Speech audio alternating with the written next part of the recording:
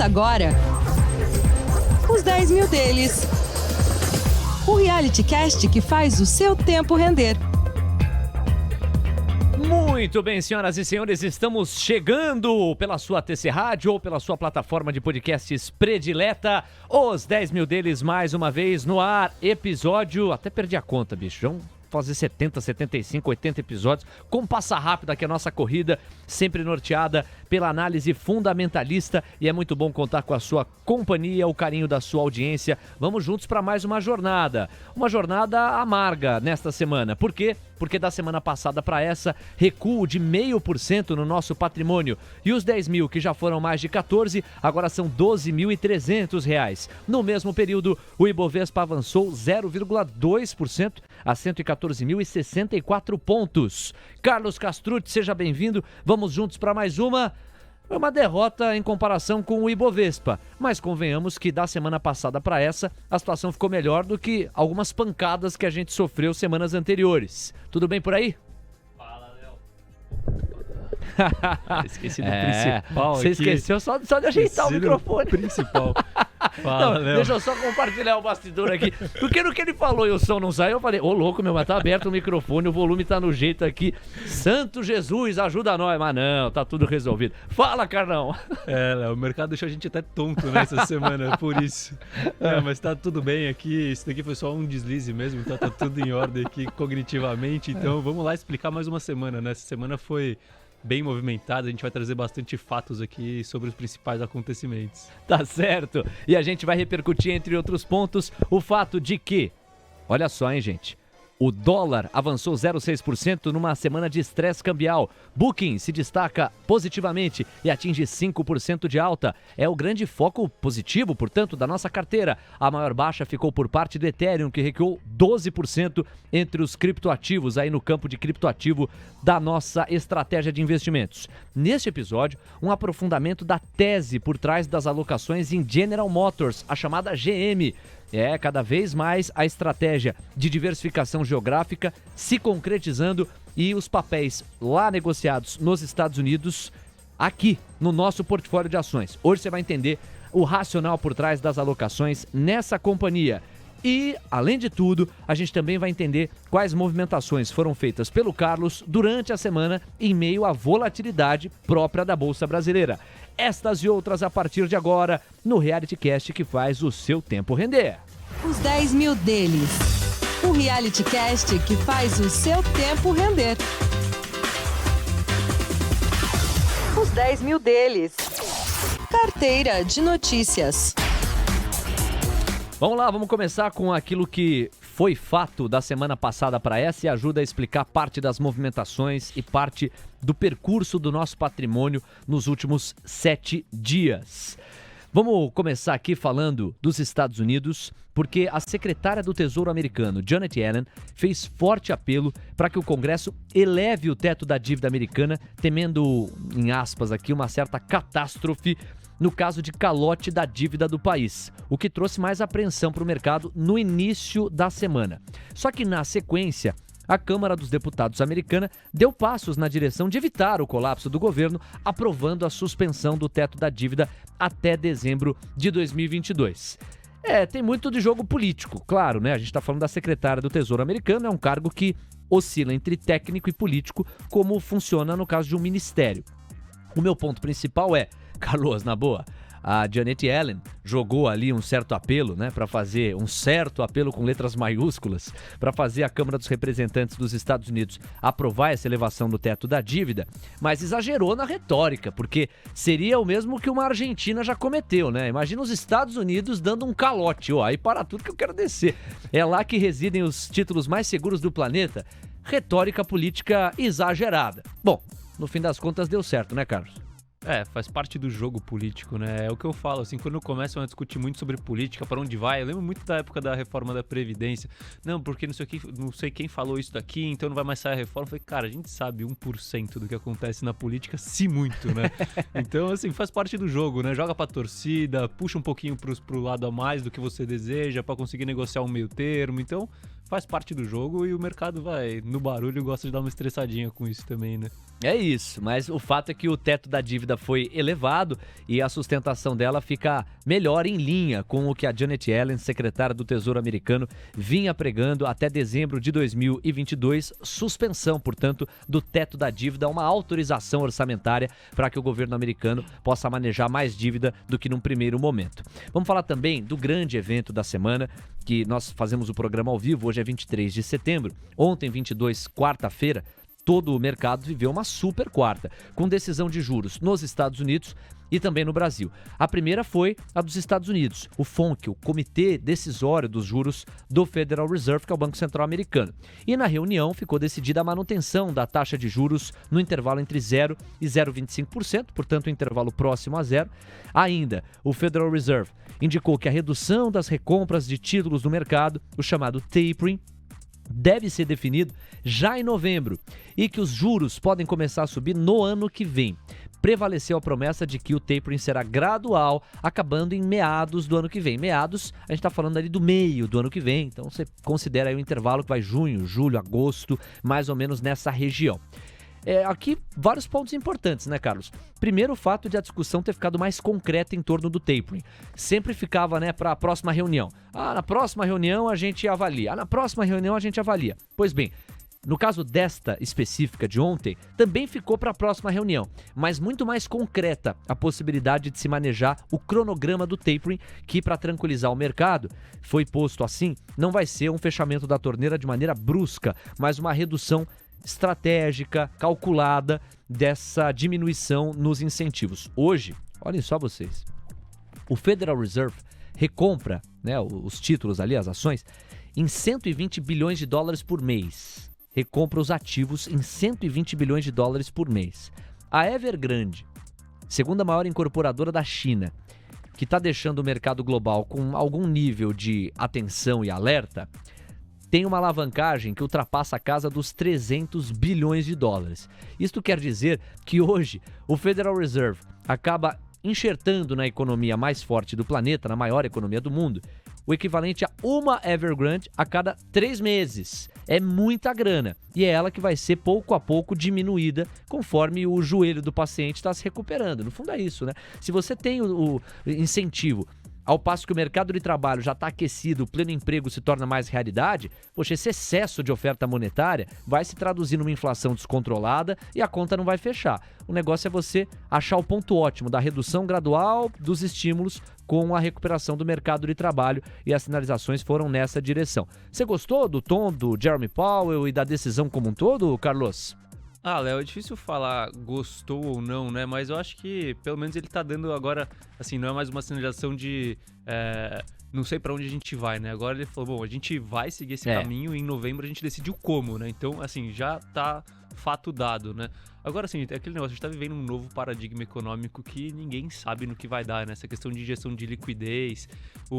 Antes, pré-pandemia, né? A gente teve, depois da crise de 2008, a mesma coisa, né? Foi quando começou essa questão do quantitative easing, né? Que é essa injeção de liquidez.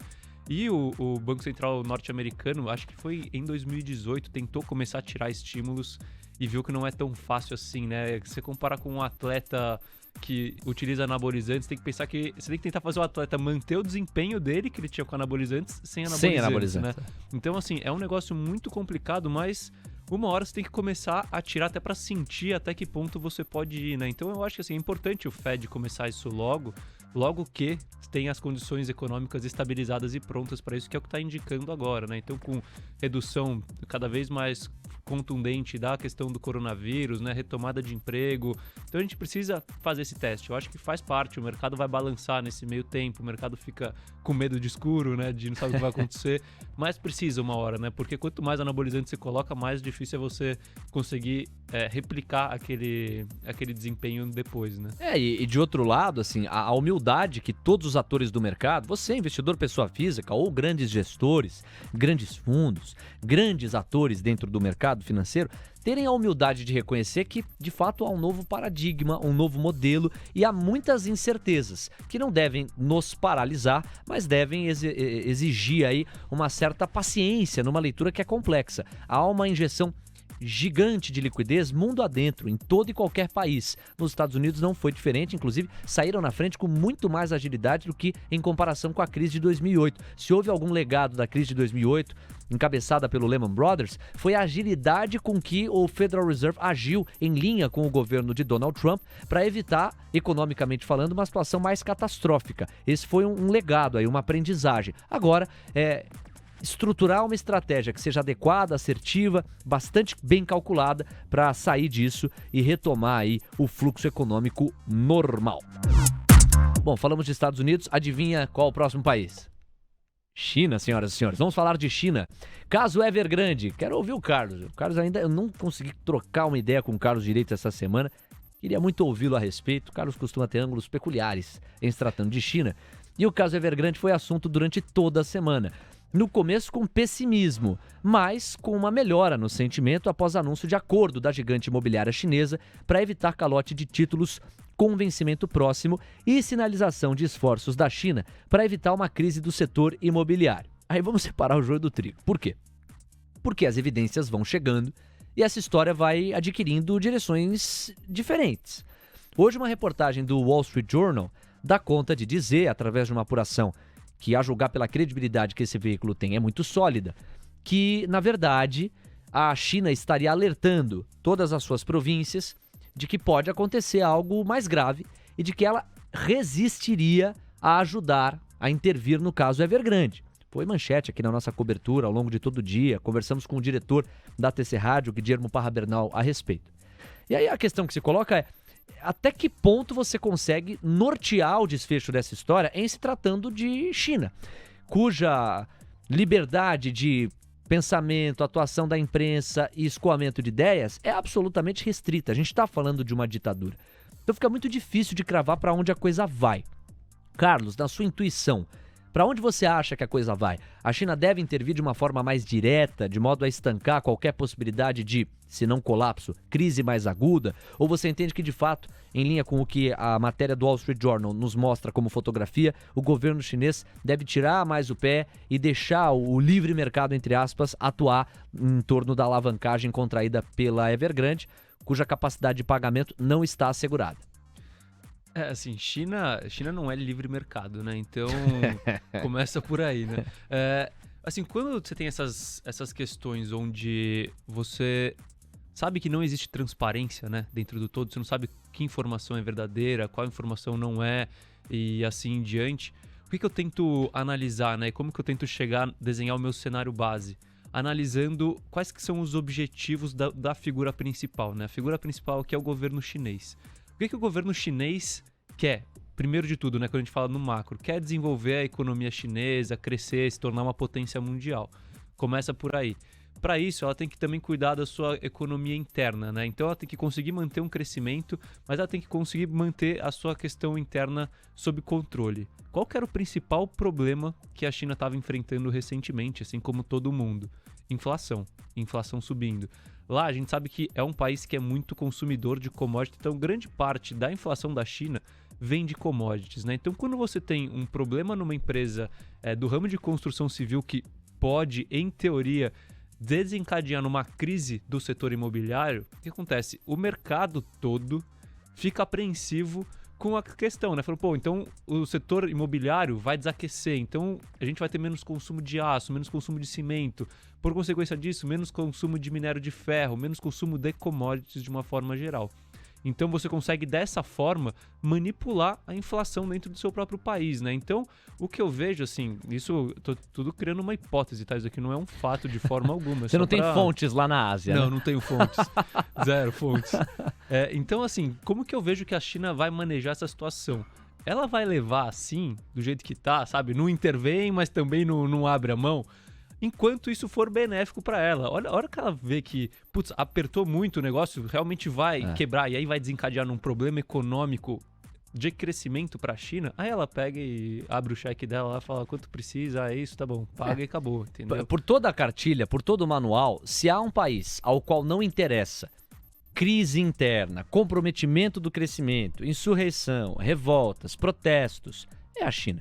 E a China, como nenhum país, tem um movimento de coordenação, de agilidade e de resolução numa canetada pela ditadura que nenhum outro país atinge, que nenhum outro país contempla. Então a minha linha vai muito na tua linha, Carlos. Eu também vejo exatamente por esse ângulo. A China vai fazer esse jogo do não quero, não tô afim, não vou meter o dedo, até o ponto em que ela entender que é inevitável para se evitar uma crise maior. Fora o fato de que a Evergrande emprega muita gente na China, tenta resolver uma questão de déficit habitacional, que tem sido cada vez mais cara ao governo Xi Jinping, mas acima de qualquer coisa, ela também atua em províncias em que a desigualdade social é mais acentuada.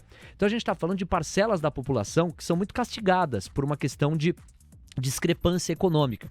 Então definitivamente não interessa ao governo chinês deixar essas pessoas se revoltarem.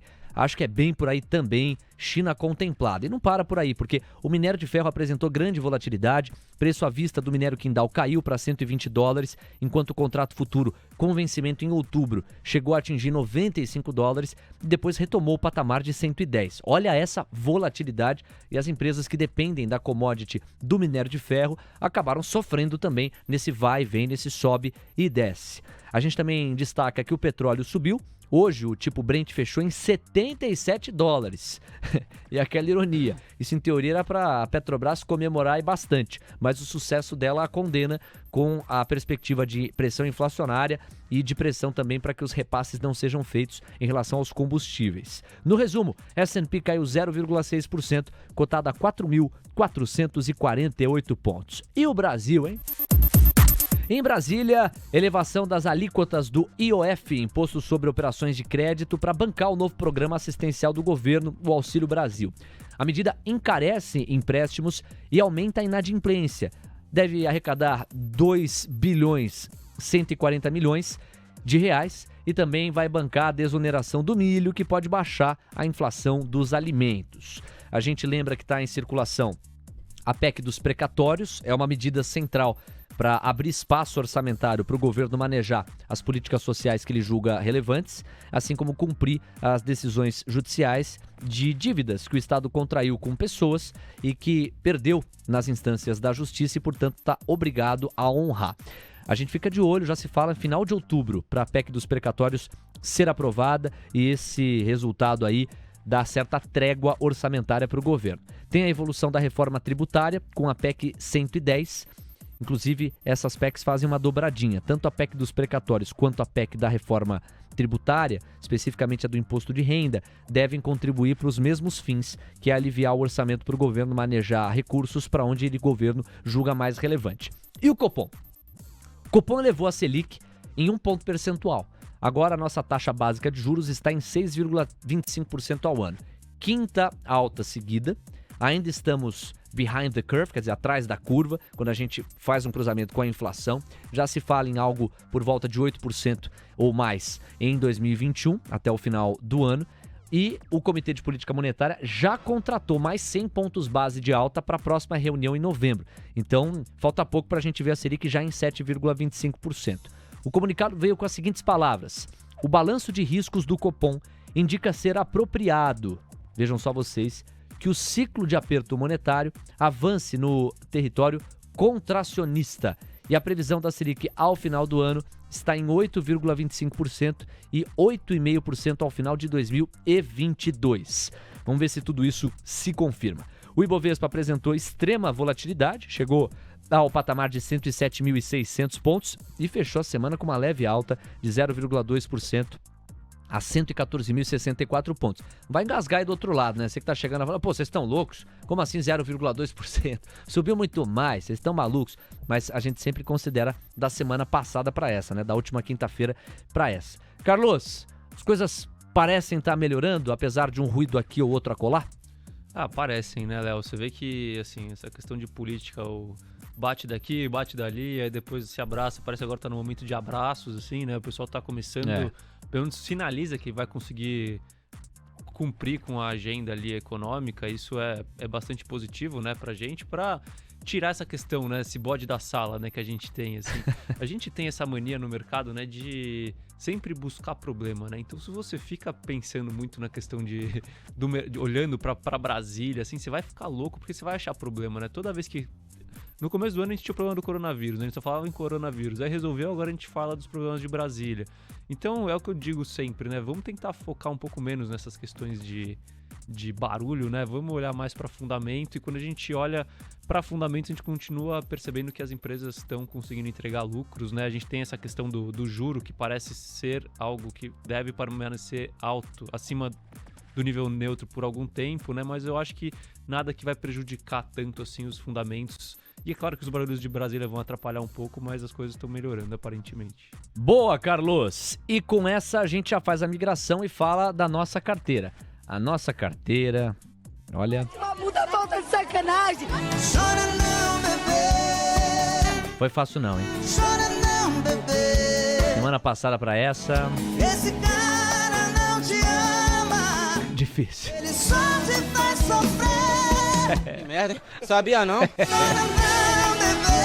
Não vamos chorar, vamos manter a coragem elevada aqui neste programa, porque de fato a gente perdeu pro Ibovespa, né? O Ibovespa teve uma leve alta de 0,2%, nossa carteira recuou 0,5%, mas de novo, a gente lembra que a composição de estratégia do Carlos está muito assentada na economia doméstica, sobretudo o setor de varejo, quando a gente pensa numa grande posição como Via, que sofreu muito, né, ao longo da semana, e isso também ajuda ao descolamento aí que a gente vê. Agora, de novo, a gente usa isso aqui muito para fins didáticos e porque é legal, né? A gente sempre tem uma referência no curto prazo. Mas você que nos acompanha sabe que o predomínio aqui é de uma ótica fundamentalista que, portanto, está assentada no longo prazo. E é no longo prazo que a gente estima que o preço e o valor de uma ação vão convergir.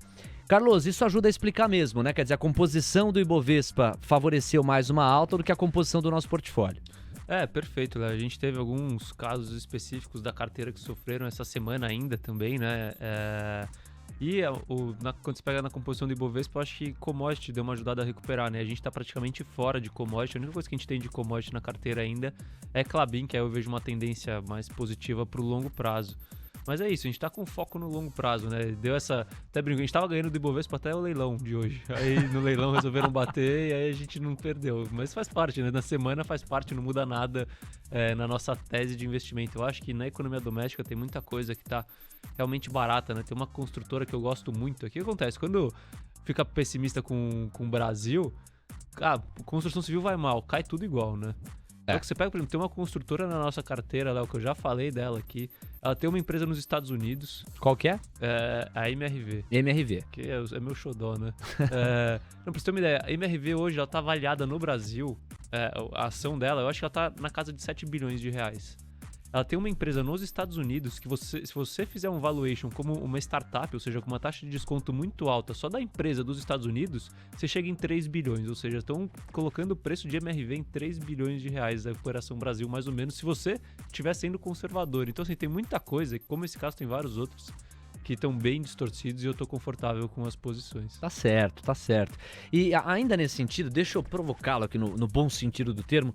Eu tenho ouvido muita gente contemplar que, apesar de a Via estar muito descontada, talvez aquela pernada de alta que fica na memória do investidor, embora eu sei que não seja o seu caso, ou embora eu saiba que não seja o seu caso, ela talvez não seja reencontrada porque o tabuleiro de concorrentes mudou, sobretudo com a atuação de frentes fortes de Mercado Livre e cada vez mais ameaças ali em torno da Amazon para braços digitais. Mas eu achei interessante, como eu tenho ouvido muito isso, de retomar esse assunto contigo, porque, salvo engano, alguns dos diferenciais que você defende por trás da tese de Via é a força de crediário que ela carrega e que as concorrentes não carregam, a assimetria profunda e a crise de credibilidade, que vai demandar um pouco mais de tempo, mas quando o fluxo entrar, tão logo o mercado enxergue tudo isso, em teoria, a correção vem por tabela. E para além disso, outro dia você me confidenciou aqui que você falou, pô, Léo, tá tão barato a Via que no limite algum outro player pode pensar em comprar, porque ela tá muito descontada. É por aí, né, Carlos? Léo, assim, é o que eu falo, eu até postei um Trade Idea essa segunda-feira falando sobre a questão de quantificar os impactos, né, que você espera para a empresa. Então, tá, legal. realmente tem uma condição absurda de concorrência? Tem. É um mercado super concorrido, né? E você tem concorrência de todos os lados. E você tem grandes players que provavelmente são os vendedores. Primeiro você tem uma Amazon que tem bolso infinito, quando a gente fala de Brasil. Exato. A gente tem um Mercado Livre que tem uma operação absurda. Bom, tem ainda Magazine Luiza, Americanas, Via brigando, todas brigando. Mas tá legal. Então a gente tem essa concorrência toda aqui, né? Legal. Quanto que Via vai perder de crescimento por conta disso? Quanto que Via vai perder de margem por conta disso, se é que vai? Coloca tudo isso na conta, faz o seu modelo e vê quanto dá, entendeu? Bota Essa no que é a papel. questão. Eu botei no papel, eu sei que tem um ambiente de extrema concorrência, que isso pode impactar a margem de Via. Eu sei que isso pode impactar o crescimento de Via. Mas mesmo com esses impactos, pra mim, assim, Mercado Livre é o vencedor. Né? É o vencedor. Vale 500 bilhões.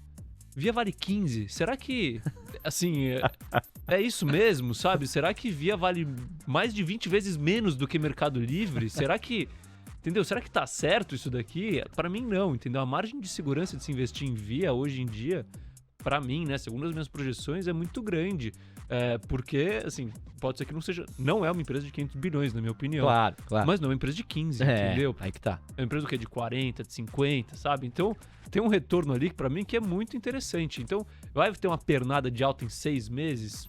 Não sei, não tenho ideia, né? Mas uma hora vai ter essa pernada de alta, porque a empresa vai começar a entregar lucro e os múltiplos vão ficar cada vez mais baratos e mais injustificáveis. E com toda essa assimetria, esse desconto excessivo em torno dos papéis da Via, também existe a possibilidade de um outro player bater na porta e falar, ó, vem pra cá. Se isso acontecer, se a Via for comprada, quem tem papéis da Via surfa uma bela onda. Essa é a tendência, né?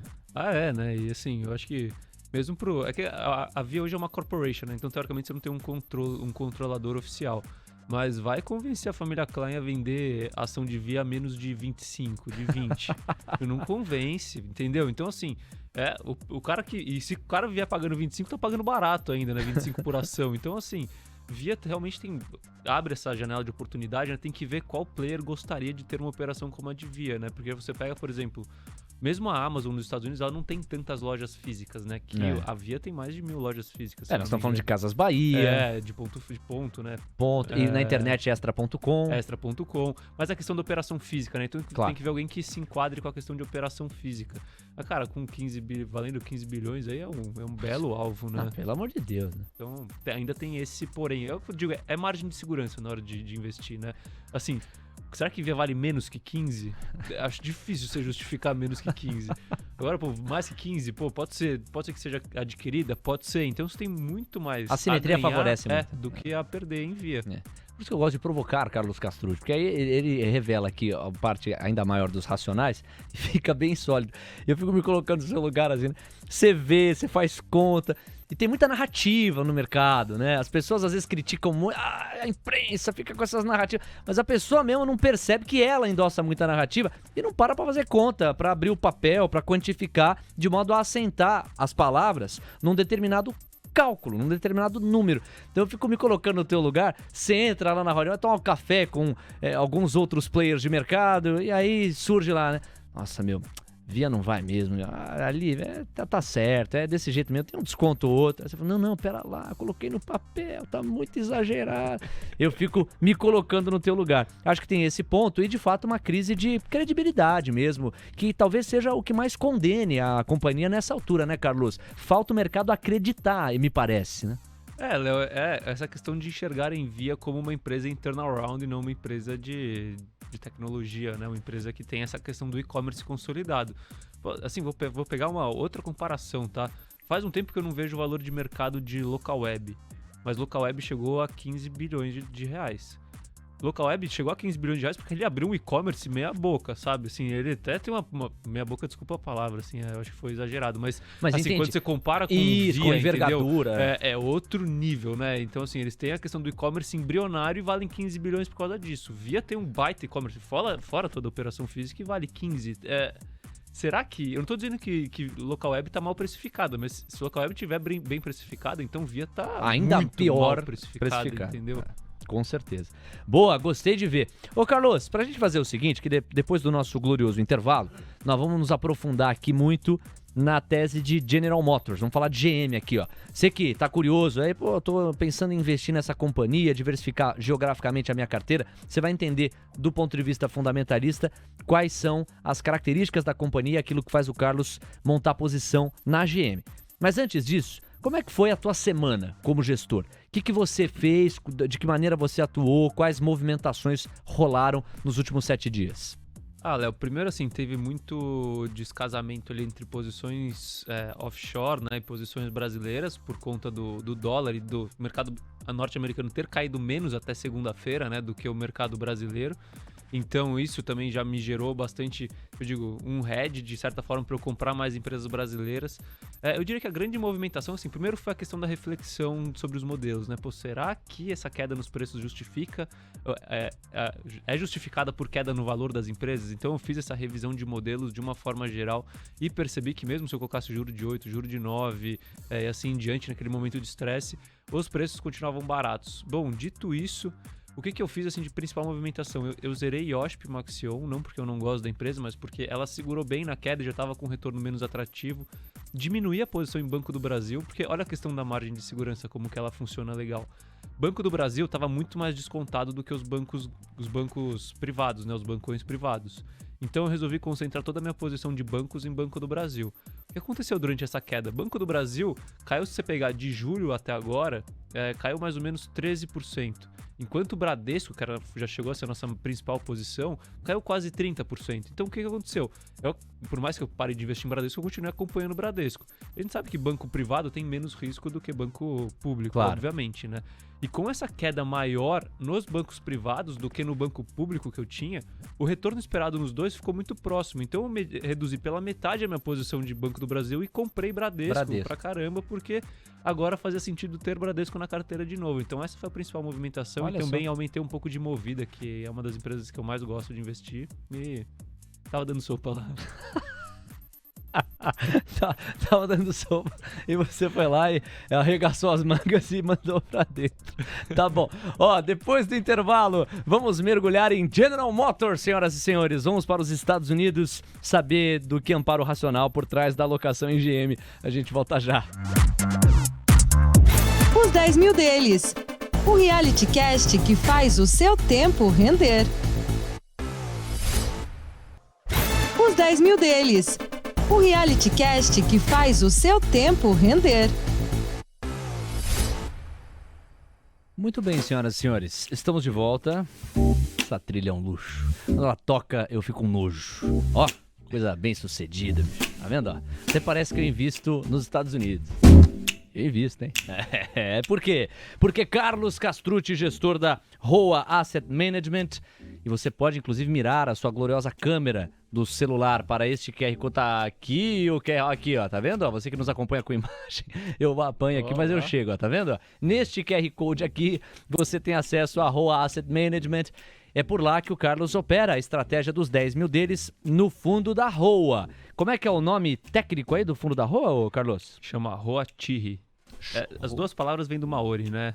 Roa significa amigo em Maori e Tihi significa cume da montanha. Pra quem me acompanha sabe que eu sou um apaixonado por escalada e eu acredito que tem muita ligação ali entre atingir o topo de uma montanha e atingir o topo nos investimentos, né? Por isso Tihi. Tá certo. E o Carlos, ele também tá disponível lá no Instagram, @CarlosCastrucci, Castrucci com 2 Cs e no final é grife italiana, bicho. É brincadeira, hein? Então, @CarlosCastrucci, segue lá o homem. E é só entrar em contato. É um gestor de recursos que tem certificação CFA. Achando que é pouca porcaria não, pô. CFA, para quem não sabe, é um dos mais altos níveis de certificação para que você atue na condição de gestor. É muito raro na idade do Carlos, que é a mesma que a minha, né, 27 anos, que se atinja um título como esse. Então é preciso reconhecer, é um menino talentoso. Agora, maestro, vamos falar então de General Motors. Você vem compartilhando conosco a busca por uma diversificação geográfica dentro do nosso portfólio. Isso passa por ações negociadas nos Estados Unidos, isso passa por General Motors. Estamos falando, portanto, de uma montadora americana, dentre as principais montadoras do mundo, dona de marcas como Chevrolet, Cadillac, GMC. Tá bom pra você não? Vamos falar então de GM. Segmento de negócio. que é que te chamou a atenção em GM, hein, Carlos? Perfeito, Léo. Só vou fazer uma distinção aqui dos segmentos de negócio da empresa, então, né, para depois chegar na minha tese de investimento e falar um pouquinho de cada um desses segmentos já bem explicados. Então a GM ela atua em 3 principais segmentos, né? O primeiro é o segmento automotivo, obviamente, onde a gente divide a operação dela entre GM América do Norte, né, que é onde ela é muito forte, e GM Internacional, onde você pega todos os mercados internacionais, com exceção de Europa, que eles saíram da Europa, né? Então a gente está falando principalmente de América Latina, né? E no Brasil é um dos principais mercados da GM Internacional, e Ásia. E além disso, a gente tem, então, depois do segmento automotivo, a gente tem o segmento que é o GM Financial, né? Que é a questão de leasing, né? Para quem não... Assim, como que funciona a GM Financial? No caso dos Estados Unidos, essas financeiras de montadora têm um modelo de negócio muito parecido com as locadoras de veículos do Brasil, entendeu? Porque assim, o que ela faz? Então, você não quer comprar um carro, né? Ao invés de comprar, você quer fazer um leasing. E o leasing é quase que um aluguel. Então o que eu faço? Eu monto um leasing para você, que é um aluguel, meio financiamento. É tipo um contrato. É meio que um aluguel, meio que um financiamento, Tá. né? Mas assim, no caso é um leasing operacional. Eu não vou entrar nos detalhes agora, mas o que é no leasing operacional? Como que ocorre? Então a gente faz um leasing, eu faço um leasing com você. Você vai me pagando parcelas mensais, eu te dou o carro por 2 anos, por exemplo. Depois de 2 anos, você me devolve esse carro, acaba o contrato de leasing, eu pego e vendo o carro usado, entendeu? Então isso é o que a GM Financial faz, além de financiar também em veículos para pessoas lá nos Estados Unidos. Fazendo uma analogia, uma movida da vida aqui, o que ela vai fazer? Ela vai bater nas fábricas de carros, vai comprar carro pra caramba, consegue com isso praticar um preço muito menor, bota esses carros pra rodar nas ruas aí, nas vias públicas, através do aluguel de carros. Então o cliente vai lá, aluga, pega o carro, circula, depois devolve, passa 1, 2 anos, ela vai lá e vende este carro que ela adquiriu numa condição muito legal, porque ela pagou barato lá atrás, na classe já dos usados, né, dos seminovos. Então, e é bem compensador, porque a maneira como ela adquiriu foi bem barata. Então, fazendo uma analogia, lembra de fato o movimento. Esse é o GM Financial, né, Carlos? Isso. E ainda tem a Cruise, né, que é uma startup dentro da GM, que é a empresa de veículos autônomos. Então, automotivo, é vender carro, não tem jeito, fabricou, vendeu. Isso. O GM Financial tem esse híbrido aí de uma espécie de aluguel e financiamento, né, que você falou, em que a pessoa praticamente assina e tem como usar o carro num determinado período, depois entrega de novo e etc. A gente não vai especificar com tanta profundidade, mas é um outro modelo. E o Cruise, que funciona como? É uma empresa de carros autônomos. E aí, carro elétrico a gente tá falando? Autônomo. É elétrico também, mas é autônomo. É o carro que dirige sozinho. Sozinho. Tem aquela condução independente. Muito bem. Isso. Então o panorama tá feito. E sobre o mercado especificamente? Isso, como que eu gosto de, quando eu pego uma empresa para analisar, qual que é a primeira coisa que eu tento entender, né? O que impacta receita, o que impacta custo da empresa, né? O que vai impactar o resultado da empresa no final das contas. Como ela gera valor? Isso. Quando a gente fala do setor automotivo, no curto prazo, o que impacta, né? É um setor cíclico, né? Então, quando a gente está num ciclo econômico de alta, a gente tem mais carros sendo comprados, então isso é positivo. Quando está no ciclo de baixa, menos carros sendo comprados. E quando a gente fala da tendência de longo prazo, a gente está falando de crescimento da população, crescimento de veículos por pessoa, né? E ganho de market share da própria companhia. Então, quando a gente fala do setor automotivo, no curto prazo, o ciclo econômico, no longo prazo, a tendência de crescimento do consumo de carros por pessoa e o número de pessoas na população de uma forma geral. Deixa eu fazer, Carlos, uma pergunta que pode estar ocorrendo para o ouvinte agora. Mas, poxa, mas eu vejo que as pessoas têm cada vez mais focado em carros por aplicativo, essa demanda por ter um carro para chamar de seu. Será que ela está tão aquecida quanto já esteve um dia? Como é que você responderia a essas perguntas, Carlos? Esse é um risco marginal, na sua opinião? Quer dizer, não vai anular o fato de haver uma demanda pelo veículo? Léo, assim, é claro que a gente está trocando um pouco a questão do ter o ativo por ter o serviço, né? Isso. Mas para ter o serviço, alguém tem que ter o ativo. Sim, concorda? concordo. Então, assim, quando você pega as previsões de crescimento do mercado automotivo leve nos próximos muitos anos, a gente está falando em projeções que rodam na casa de pouco mais de 1% ao ano globalmente, entendeu? Então, é um mercado que cresce pouco, mas cresce ao longo do tempo. E você tem que levar isso em consideração. E tem a questão de potencial ganho de market share, né? Então, se está crescendo 1% ao ano o mercado de carros, mas eu estou absorvendo cada vez mais uma fatia maior desse mercado, eu estou crescendo mais do que o mercado. Quer dizer, a concentração ajuda. Isso. Certo. Boa, isso está posto. E a rentabilidade? O que é que pode impactar a rentabilidade no caso da GM? Isso, no caso do setor automotivo, o que impacta a rentabilidade são duas coisas. Primeiro, o volume, né? A gente está falando de indústria. A indústria tem muito custo fixo. Então, quando você tem pouco volume, sua margem cai. Quando você tem muito volume, você dilui os custos fixos, a margem sobe. E a segunda questão é o mix de carros vendidos, né? Então, para quem não sabe, isso é uma curiosidade do mercado automotivo, principalmente na GM, eu posso falar com mais propriedade. Carro pequeno não dá dinheiro. Carro pequeno é só para você ir na loja e querer trocar por um carro grande depois. O que dá dinheiro é SUV, é trucks, né, caminhonete. Então, assim, o carro pequeno não dá dinheiro para GM, para a maioria das montadoras. Então, quanto mais o mix está focado em carros grandes, a partir do SUV até os trucks, maior é a margem da empresa. Que interessante isso, hein? Quando você diz que o carro pequeno ele não dá lucro, na prática o que é que significa? Porque a empresa não vai ficar fazendo carro pequeno para não fechar a conta. É no fundo uma estratégia das montadoras para buscar uma certa progressão ali, um upselling? É porta de entrada, né? Que coisa! Nunca tinha ouvido isso. Interessante. E no caso da GM Financial? Bom, no caso da GM Financial, o que estimula, então, o resultado dela, né? Primeiro é a demanda por financiamento e leasing. Então, a gente está falando de ciclo econômico, né? Quanto mais pessoas estão querendo ter carros naquele ciclo econômico, naquele momento do ciclo, mais você impacta o resultado da empresa positivamente. E o segundo ponto, que é que nem na questão das locadoras de veículo, é a capacidade de vender bem o veículo usado, né? De vender acima do seu preço de custo. Que aí é exatamente a mesma pegada de uma Movida, de uma Localiza. Exato. Quer dizer, você comprou por escala pra caramba, você tem que ter a preocupação de daqui a 2 anos vender bem. Hoje, por exemplo, o mercado de seminovos no Brasil tá mais aquecido do que o mercado do 0 km, né? Exato. E assim, você pensar que ainda tem um outro porém aqui, que a GM ela não compra carros, né? Ela fabrica carros. Aí que tá, né? Então ela pega realmente a preço de custo de fábrica, né? Perfeito. A GM Financial.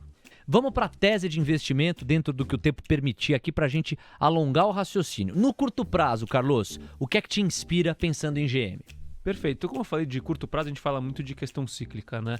E o mercado, o que acontece? Ele tem esperado ventos contrários para o mercado de automotivo de uma forma geral, mas na minha visão, o curto prazo está com ventos favoráveis, tá? Quando a gente fala de ventos contrários, a gente tem um vento contrário que é global, que é a questão da crise de abastecimento de semicondutores, né? Então isso tem impactado a questão de volumes de veículos.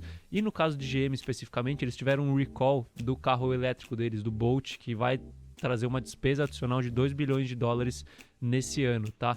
Então, esses são os ventos contrários. Mas quando a gente compara com os ventos favoráveis, o que dá para perceber é que mesmo com essa crise de semicondutores, a questão do automotivo está com um nível de produção saudável, está conseguindo entregar volume, está conseguindo repassar preço, né? Então, a gente tem commodity subindo, mas ele está conseguindo repassar preço e o mix de venda está favorável. Então, eles estão com margens de lucro, margem bruta, né? Maiores do que as margens de equilíbrio da empresa. E quando a gente fala do GM Financial, a gente tem uma demanda aquecida por financiamento e a gente tem os veículos usados com preço mais alto. Então, a GM Financial também está com margens maiores do que historicamente por conta desse efeito combinado. A gente tem demanda por veículos, tanto novos quanto usados, e a GM está conseguindo entregar esses veículos. Então, o curto prazo da GM está muito bom, mas o mercado está apreensivo por conta da incerteza com relação aos semicondutores e assim em diante. Perfeito. Quer dizer, a fotografia de momento favorece. Você tem mais ingredientes positivos na mesa do que negativos.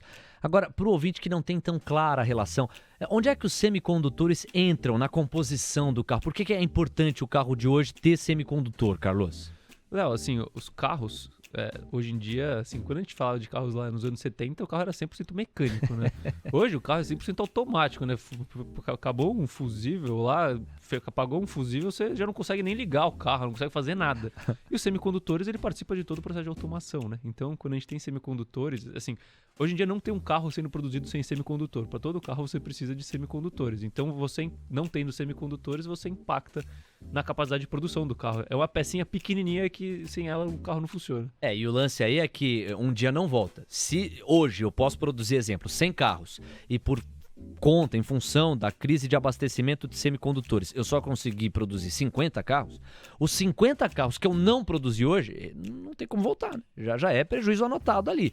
Vamos ver se no dia seguinte eu consigo voltar ao 100, que é o meu nível de produção saudável. O dia não volta, o tempo não volta, como diria o Super Cazuza, o tempo não para, num momento poético aqui da minha parte. Então é isso. Por isso que é muito importante monitorar. Mas ainda assim, no curto prazo, a gente vê mais ingredientes a favor do que contra. E no longo prazo, Carlos? Léo, aí que vem a tese, né? Eu invisto por causa dessas coisas, né? Curto prazo tá bom, eu acho ótimo isso, mas o longo prazo é o que, pra mim, é onde eu posso conseguir ganhar realmente dinheiro com o GM, né? E na minha visão, o que pode ser um game changer para a empresa é a questão do plano de negócios dela com foco estratégico no desenvolvimento de veículos elétricos, principalmente também na questão dos veículos autônomos. Para você ter uma ideia, Léo, entre 2020 e 2025, isso a empresa já revisou várias vezes para cima, tá? A última revisão é que a empresa pretende investir 35 bilhões de dólares nesse plano, e vai ser um investimento que é completamente verticalizado. Então, primeiro, eles estão investindo na questão de fazer veículos elétricos, tá? Então, começa por aí, que é o negócio da empresa de uma forma geral, né? Segundo ponto, investimento muito forte em tecnologia. Essa questão do veículo autônomo, a gente está falando de uma tecnologia super avançada, de inteligência artificial, e isso é uma empresa que é da GM, entendeu? Então a GM está investindo muito forte em tecnologia. E por último, que é uma coisa que tem muito potencial, aumenta a margem da empresa e pode ser uma outra fonte de negócio, né? É a questão da produção de bateria e de plataforma, que é chamada, no caso da GM, a Ultium Cell, que é uma joint venture que a empresa tem com a LG Energy Solutions. Então, o que eu quero dizer com isso? A GM não vai só produzir carros elétricos, ela está produzindo a bateria que vai alimentar os carros elétricos, e está produzindo a plataforma, ou seja, que é toda a carroceria onde você bota o carro em cima, praticamente, né? Essa carroceria vem com a bateria junto, para você conseguir construir os seus veículos, entendeu? Então, além dela conseguir produzir os próprios veículos com essa bateria e baratear os seus custos, ela pode vender a bateria e as células de combustível para outras pessoas, para outras empresas. E além assim, eu vou falar principalmente da questão elétrica, mas ela também tem a questão de uma célula de energia baseada em, agora acho que é hidrogênio, alguma coisa assim, que eles também estão produzindo aqui. Então eles estão expandindo, investindo muito forte nessa questão do veículo elétrico, né? Eles têm a meta de até de se tornar carbono neutro até 2030, se eu não me engano. Bom, eu não lembro direito... mas se for essa referência, é em linha com os países mais sérios do ponto de vista ambiental, né? Estão mirando 2030 como ponto de virada. E a gente está falando de uma empresa que a vida inteira da empresa foi em cima de veículos a combustão, né? Então, realmente é uma virada de chave muito forte, né? E quando você pega as metas deles, eles têm a meta de ser líder em veículos elétricos na América do Norte. Então, a gente está falando assim, de alguém que quer ser maior que a Tesla em veículos elétricos na América do Norte, e a Tesla hoje negocia algumas vezes acima de GM, e líder em baterias e células de combustível global. Então eles realmente pretendem ser fornecedores de baterias de automóveis e células de combustível de uma forma geral. O que é uma ampliação do core da empresa, super relevante nos tempos atuais, sobretudo nos futuros. E aí é legal a gente trabalhar essa imagem para o nosso ouvinte, para você que nos acompanha.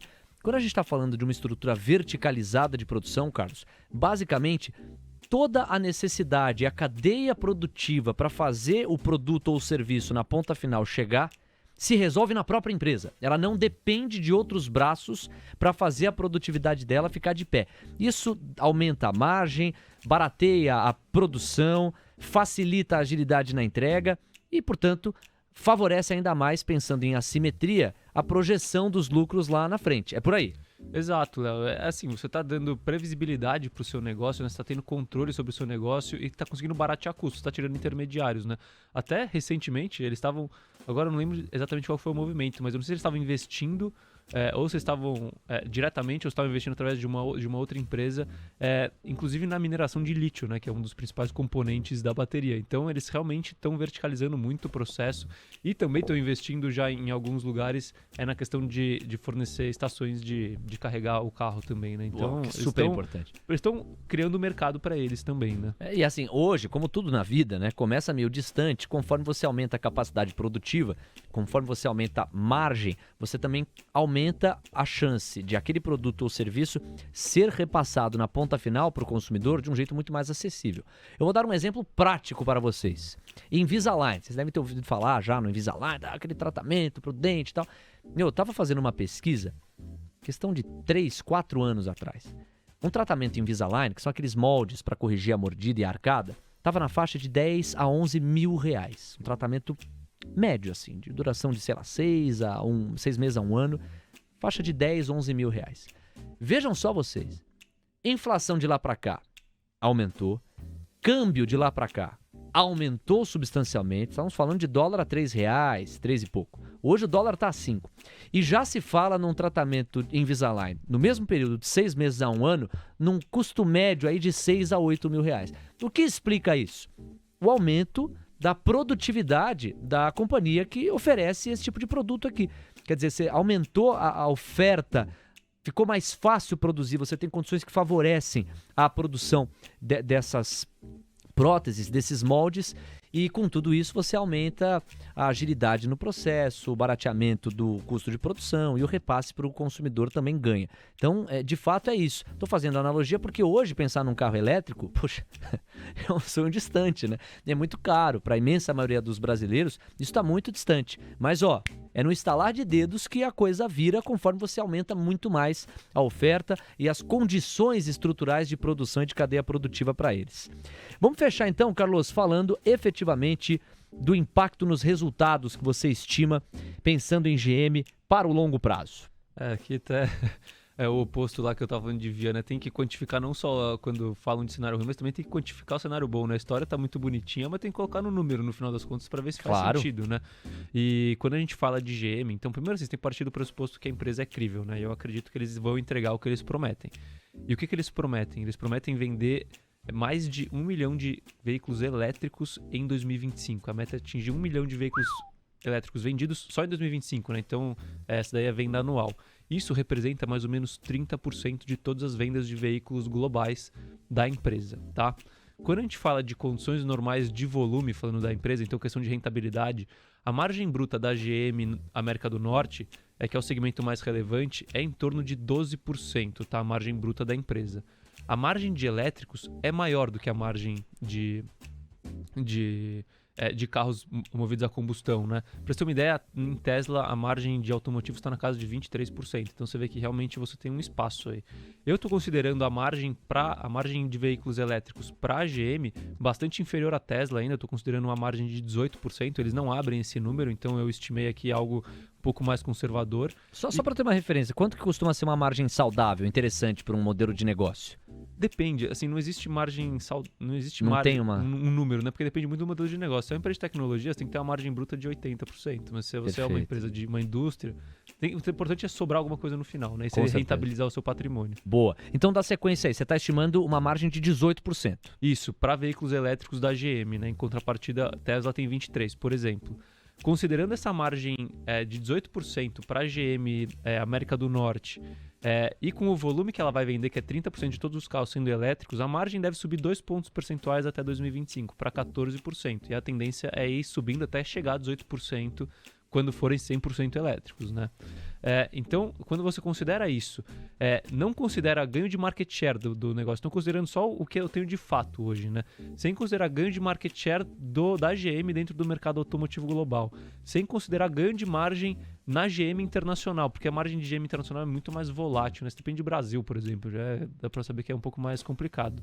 E das opcionalidades de venda de baterias, por exemplo, de células de combustível e do sucesso da Cruze, que é a empresa de carros autônomos, a empresa, para mim, quando você considera o lucro que ela vai gerar nesse cenário, sem nenhuma dessas opcionalidades, mais o crescimento que ela vai entregar por conta do ganho de margem, né? Porque o mercado quase não cresce, né? Mas o ganho de margem gera crescimento de lucro.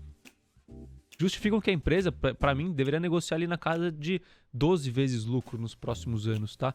E hoje ela está negociando aproximadamente a 6 e qualquer coisa. Então, assim, para mim é uma empresa que tem, apesar de ser uma empresa cíclica e madura e secular aí, gigante. É uma empresa que está mudando o paradigma do seu negócio, deixando de ser uma empresa que não cresce para ser uma empresa que cresce em outros moldes, o que não justificaria esse múltiplo de negociação na minha visão. E digamos assim, já reivindicando aqui a autoria desta expressão peculiar, é um turnaround saudável, né? Porque ela não precisou sofrer, entrar numa crise ferrenha para pivotar, mudar o modelo de negócio, mudar a atuação, enxergar que há novas tendências, necessidades e campo de expansão e crescimento pela frente. É uma medida de coragem que demanda visão que a empresa tem tido. Que coisa, hein, maestro? Vamos nos despedir porque programa bom passa rápido.